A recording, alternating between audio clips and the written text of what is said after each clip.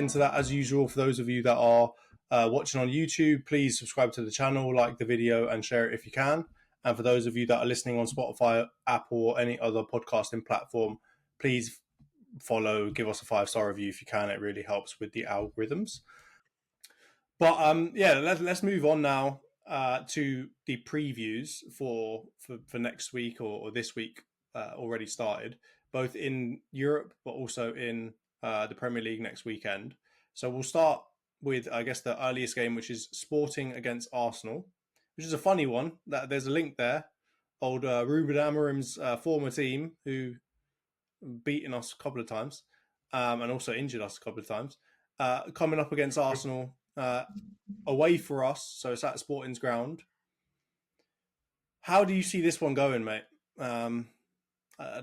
Arsenal not doing too bad in the Champions League. Obviously, we're coming off of maybe not such a great result, but we aren't doing terribly in the Champions League in terms of our position. How do you think we'll do against Sporting? It's a tricky one, man, because Sporting are absolutely cooking up a storm. They won on the weekend again without Amorim. Gyökeres, Marcus Edwards was firing as well, ex-Tottenham youth player.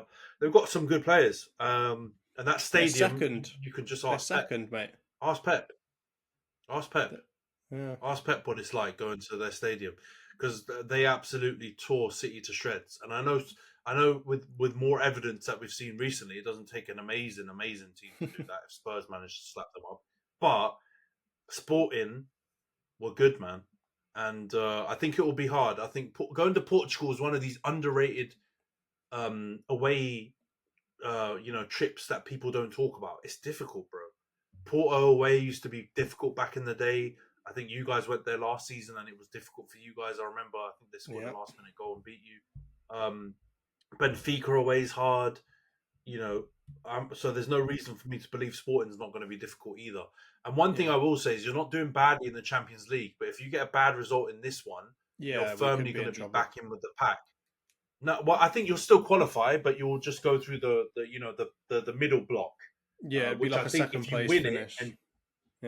If you win it, then I think you're back on track to try and get maybe one of the top 8 positions and go straight through to the last 16. But I don't think it's. This is the thing with this new Champions League format. The jeopardy's not even there, man. I'm looking at RB Leipzig. I think they've lost all 4 games so far, right? Which stinks because they're definitely not that bad of a European team, right? They should definitely be at least in that middle block. But if they win their last 4, they will be in the middle block.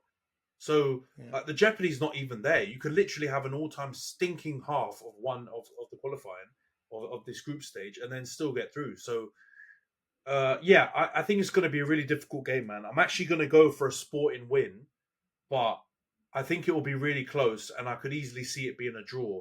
The only thing I will say is away from home in Europe, you guys are not fantastic. Like you drew with who did you draw with in the opening game? You drew with Atalanta and you should have lost that. They missed a pen. You've lost to Inter away in the last game, even though that was a disgusting decision to give a pen against you and not give a pen for you. So you're away from home in Europe is not your greatest strength. So I'm gonna go for Sporting to win 2-1, but like I said, I don't think you'd be too stressed either way because you've got time to recover it. You've got more home games to win and manage to get through at least in that mid block. But what about you? What do you think the score will be? Yeah, I mean it's hard because Sporting have been basically flawless in everything.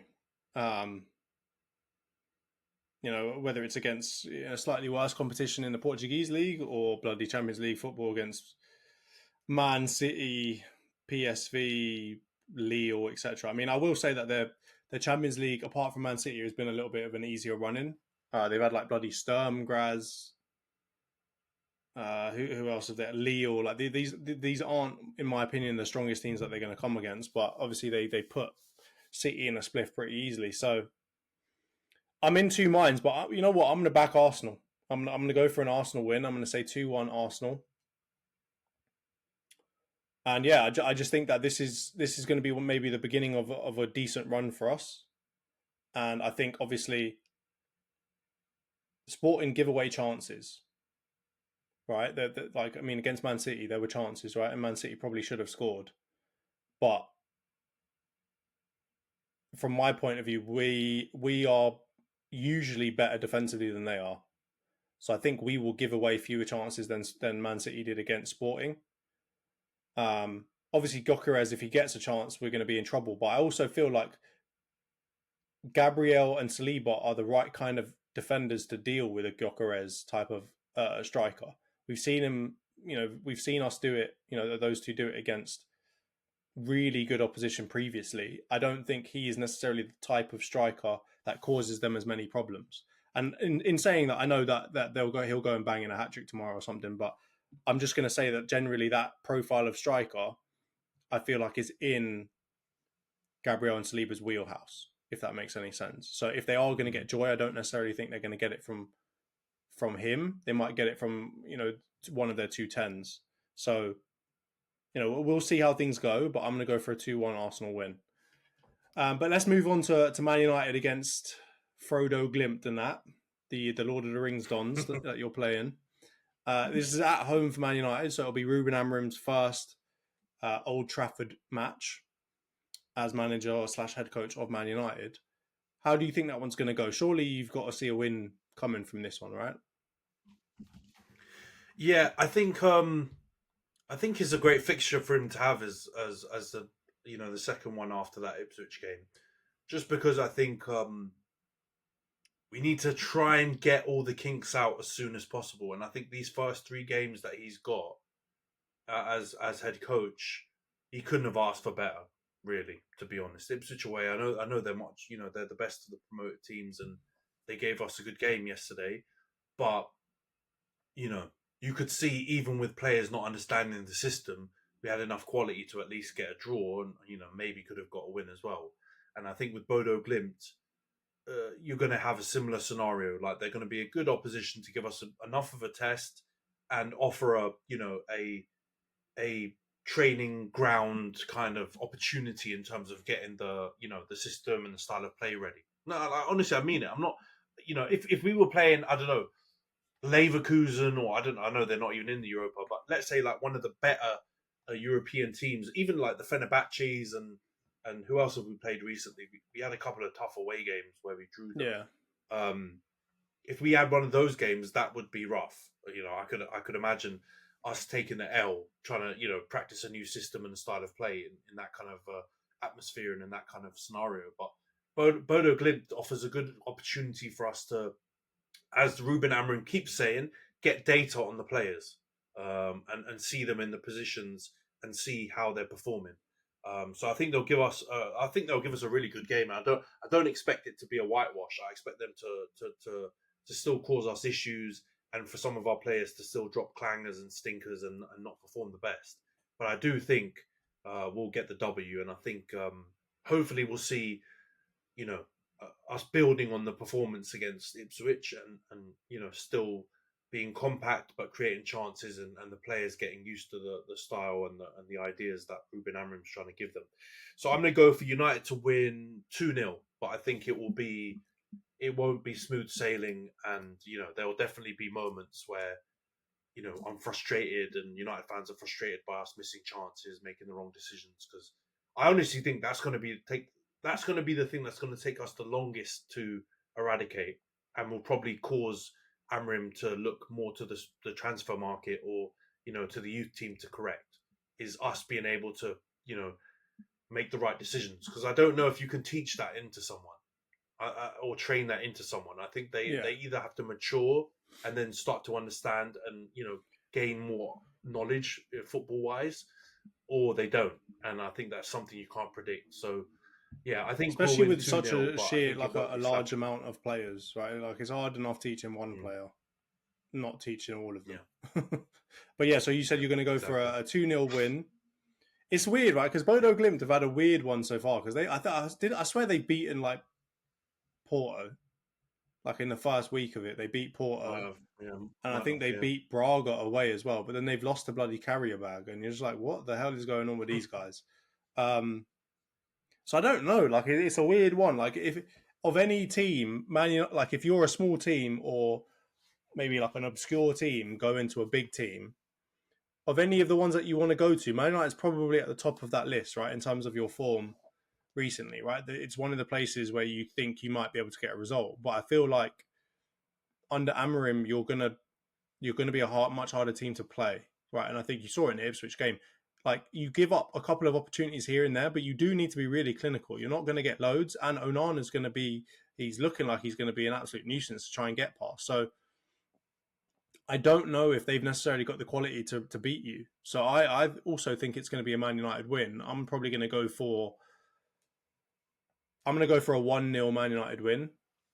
I think it's going to be a lower scoring game. I think defensively you're a lot tighter, but attacking wise you're still not clinical enough. Unless Ahmad just goes on a mad one. But who knows? I was going to say one last thing. Just like I think you and Bodo Glimt are quite close to each other in the table.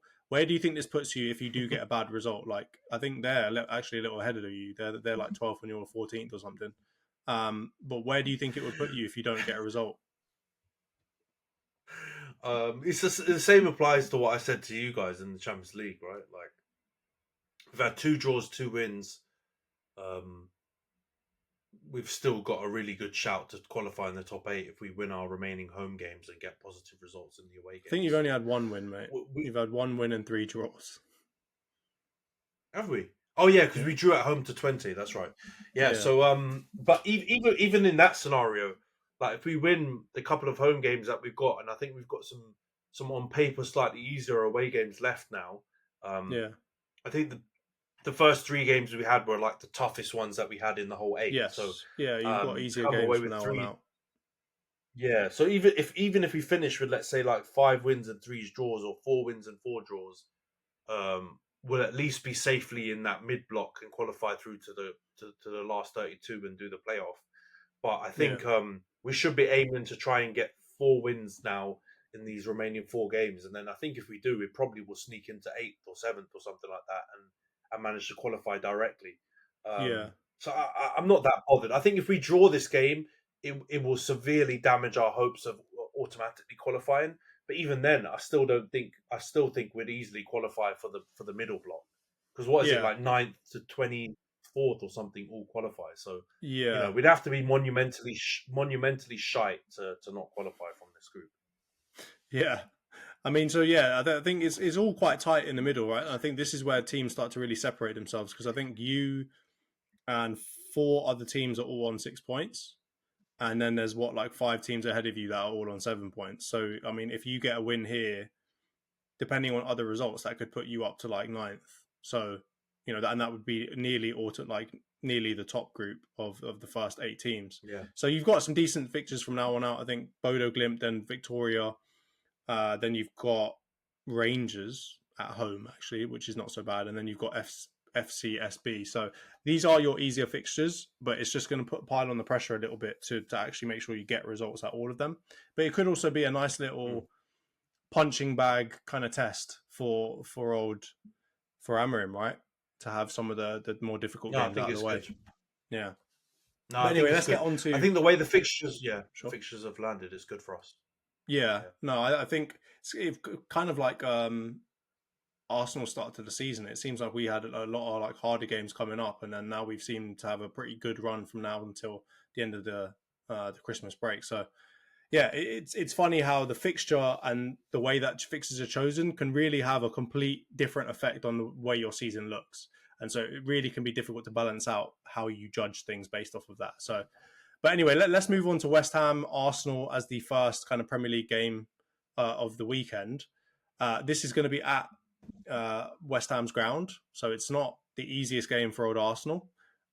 West Ham seem to have been stabilising a little bit. I can't remember what their result was. Oh no, they're playing today, right, against Newcastle. So we'll see how they do against Newcastle today. But I feel like they've been stabilising slightly over the last few games. I feel like they got a good win. Can't remember who it was against, but I feel like they got a good 3-1 win against someone decent. Whether it was, I don't know if it was Bournemouth or Brighton or somebody decent, they got a good win against. But obviously they've had a pretty shocking start to the season outside of that, and Lopetegui has a lot of pressure on him right now. He's kind of lucky to still be in a job, really, given Steve Cooper and some of the other kind of sackings we've seen already. But I think I'm going to go for in my opinion, an Arsenal win. Again, I think that we're going to come on leaps and bounds. We're going to keep on pushing on from where we're going and where we've, that let's say the low position that we've been in over the last few weeks. And again, as long as we can keep everyone fit, as long as everybody comes back and comes back from their injuries on time, I think we will continue to get quite a lot of wins over this period between now and the end of the year. So I'm going to go for an Arsenal. I'm going to go for a 3-1 Arsenal win. It's not going to be easy, I don't think. I think West Ham will have a couple of chances. Mikel Antonio is going to do his best to put a dent into the Saliba-Gabriel partnership, but I just think that we're going to have more quality than them. They've been defending diabolically so far this season. So, yeah, I think we're going to have enough to put stuff past them. Again, I'm going to rely on Odegaard and Saka to really bring us out of the mud. So, yeah, I'm going to go for an Arsenal 3-1 win. How about you, Ant? Yeah, I think you're going to batter West Ham. I think they're not a good team, and it's startling because they've actually got a lot of good players. They do. So I know we've had conversations about, we've had this conversation with like insert the team name here, like Leicester, Southampton. We've talked a lot about how good teams really are and analyze their players and stuff. West Ham are, I think, the team that you think a lot like Leicester, Southampton, a lot of other teams are. They've actually got a decent squad, and a lot of the players, when you look at them, have recently been very good for other teams or even for them last season. Yeah. But the way they're set up and the style of play and this Lopetegui guy, it reeks. And I think yeah, it's mad because yesterday when you told me about Steve Cooper being sacked, I was kind of shocked, but at the same time, you can't really argue with it too much because Leicester have been quite poor. But it plays into the argument I've made where I think Leicester have got like a really average to rubbish team, and Steve Cooper's kind of been screwed up. Whereas I think with Lopetegui, they've spent peas, and they've really tried to develop a strong team for him, and they've got some ballers in there: Bowen, Kudus, Paqueta. They've got Alvarez in midfield. They bought Kilman, who I think is a really good defender. Got Todibo, a lot of people were after Todibo as well. Yeah, we were after him. If it wasn't for that UEFA law about selling or buying between part-owned clubs, we wouldn't have been able to. We would have probably got him instead of maybe De Ligt or someone else. So yeah, they've dropped a lot of money to try and transform that team for him, and he's done rubbish. And I honestly feel like, of all managers this season, I think Ten Hag deserved to be sacked, sure. I think the other manager that really deserved to be sacked is Lopetegui, because if you consider the factors, he's done really badly with that team. I know they've had a few wins recently, but they just don't inspire any confidence whatsoever. And I think, and I mean, now that I say that, they beat you, but then they lost to Nottingham Forest 3-0 the next week, and they just drew with Everton. So I don't know about stabilising, because they got pumped by bloody Tottenham 4-1 the week before that. They just seem to be up and down constantly. Yeah, and if you remember that United game, we should have battered them. Yeah, like, we should have been about 3-0 up at half time. So they caught life with that, and yeah, but at the same time, we probably caught life, because if we'd have won that, Ten Hag's probably still in the job. So yeah, we both caught life with that one. But nah, they're poor, man. And I think even if the result in midweek goes the way I'm predicting it and you lose to Sporting, I don't think it will affect your confidence massively. And I don't think it will affect your chances of battering West Ham, because I just feel like, I imagine how you played against Forest. If you replicate that performance in any shape or form or get close to it against West Ham, you're hammering them. Pardon the pun. It's going to be a really, really easy victory. So I'm predicting that will come to fruition, and I think you'll win. I'm going to go for 3-0 again. So I'm going to go back-to-back 3-0 wins for you in the league. I think I'm just looking at Saka, Odegaard. If you bring Havertz back, with some crosses and set pieces, I think you're gonna have, it's gonna be like work for you guys. I think you're gonna put them to the sword and get the win easily. Yeah, hopefully we can smash a couple of goals past some ex-Arsenal lot in terms of Mavropanos and old Fabianski, who seems to still be their goalkeeper. So yeah, no, it will be interesting to see, and let's hope, for my sake at least, that we pump them, because I mean, I'd love to see an 8-0 win. But yeah, I'll take anything I get in terms of a win in general. But let's move on to Man United Everton. two teams that I've been pretty disparaging about this season so far. Man United at home against Everton, who seem to be they've picked up form slightly, right? Because they started not very well either. But you can always rely on old Sean Dyche to get them going again, and they seem to have stabilised a little bit. A nice little 0-0 ball draw this weekend, but Dwight McNeil seems to be pulling them out the mud quite frequently recently. So it's not as easy a game as it might have been in game week 2 or 3 for Man United, because Everton are starting to get a little bit better. But how do you kind of see the game going? If you combine this with what you think is going to happen in the midweek, how do you think this game could go? And do you see Man United coming out on top?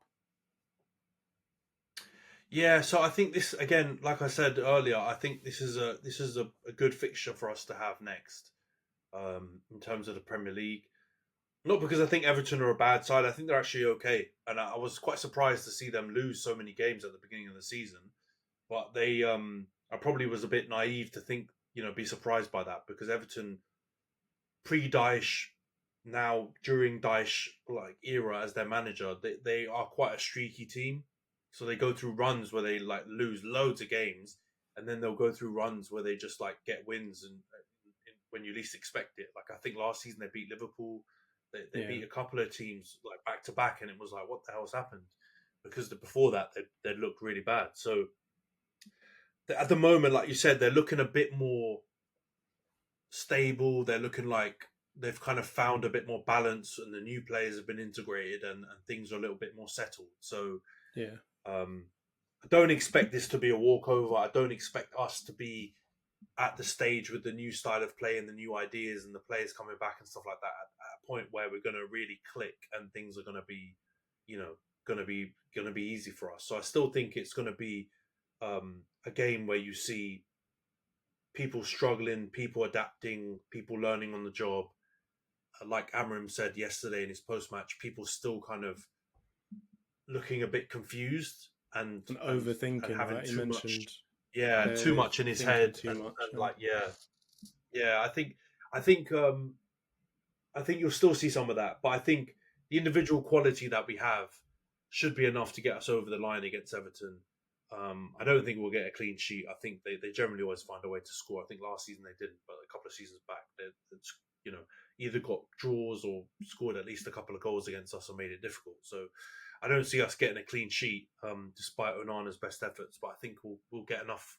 We'll get enough chances that we'll convert at least a few, and we'll get the win. So I'm going to go for United to win 2-1, but I think it won't be smooth sailing, and but it will be another good opportunity for us to practice the new ideas and style of play that Amrin wants to play. But yeah, good fixture list, I think. Yeah, no, for sure. I definitely think